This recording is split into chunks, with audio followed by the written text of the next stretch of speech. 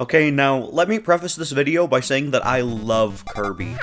I mean, how could you not? Big eyes, rounded shape, and he's almost entirely pink. The only way he couldn't melt your heart is if you didn't have one to begin with. And it's from this place of love that I feel I need to say something, for the good of the character and the games he's featured in. See, Kirby has a major problem, a deep flaw that, in the past, has brought about the end for other cherished franchises. Kirby has failed to adapt. Now wait, listen. I know that's bound to be a controversial statement, so please allow me to explain. Part 0. Introduction.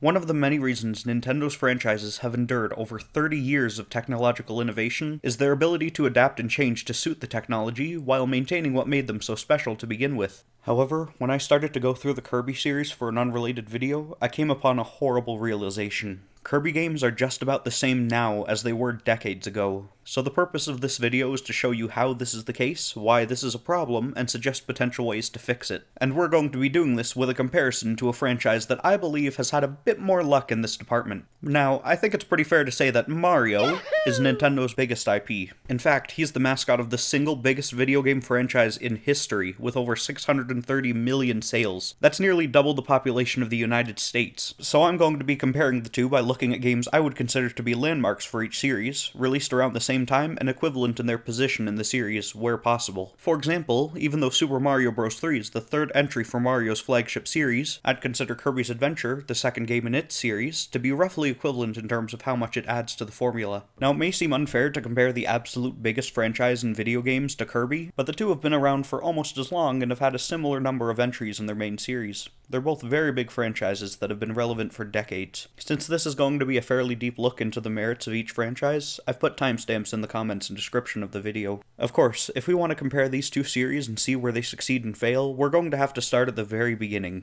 We'll start with Mario, because his games came first. So without further ado, I present...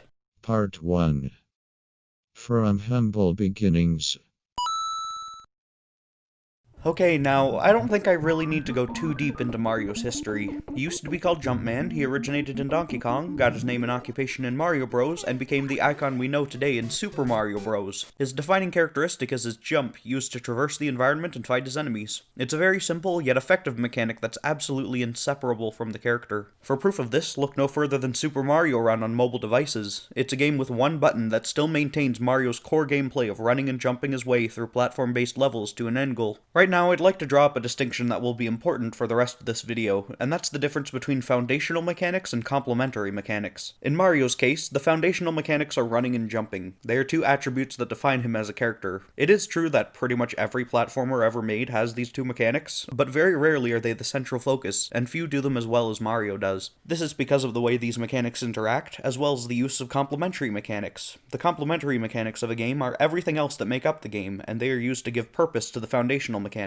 In Super Mario Bros., these are things like enemies, bottomless pits, power-ups, the goal, and the time limit. The beauty of Mario's complementary mechanics are how successfully they, well, complement his foundational mechanics. For example, take this area in World 1-2. Mario has several options to progress here. He can jump up to a platform and then to here, he can jump down onto his enemy with a bit of careful timing, or with better timing and a running start, he can skip directly to another platform. This is possible because Mario's complementary mechanics perfectly match his running and jumping. How do you defeat an enemy? Jump on it. How do you get past a pit? Jump over it. How do you get a power-up? Jump into a block, then run after the power-up to collect it. Every aspect of this game was made to fit together into a single, easy-to-understand package, entirely revolving around the foundational mechanics. Okay, now, we should probably get back to the part of the video that's in the title. Kirby. Kirby originated as a placeholder sprite for a more interesting character design, but the people making his game, then called Twinkle Popo, just couldn't give the little puff up, and so their placeholder character was used instead, given the name Kirby. He debuted in the game Kirby's Dream Land, released for the Game Boy in 1992 by HAL Laboratory. Kirby has and always has had a very unique feel to his controls in general. He's floaty in a good way, and the player can feel his weight, or lack thereof, when playing. In Kirby's Dream Land, the character is given his own foundational mechanics. These are running, jumping, flying, and a unique ability known as the Suck. While Mario uses a single mechanic for traversal and for combat, Kirby has two separate mechanics to fill each purpose. This comes at the cost of simplicity, which isn't much of an issue for a console with two buttons, but allows Kirby's combat to be far more unique and fleshed out. While the majority of a level can be finished like a stage in Mario, Kirby is occasionally forced to fight a mini-boss to progress, and then a full-on boss at the end of each level. This helps to keep Kirby's gameplay varied and interesting for such a short experience, and sets him apart from other platformers. These bosses and mini-bosses are some of Kirby's complementary mechanics, as are the many enemies found in the game, and they all do very well in this respect.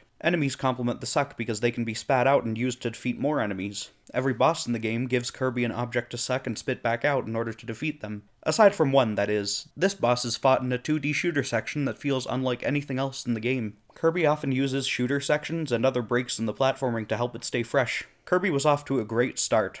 Good job, Masa Sakurai.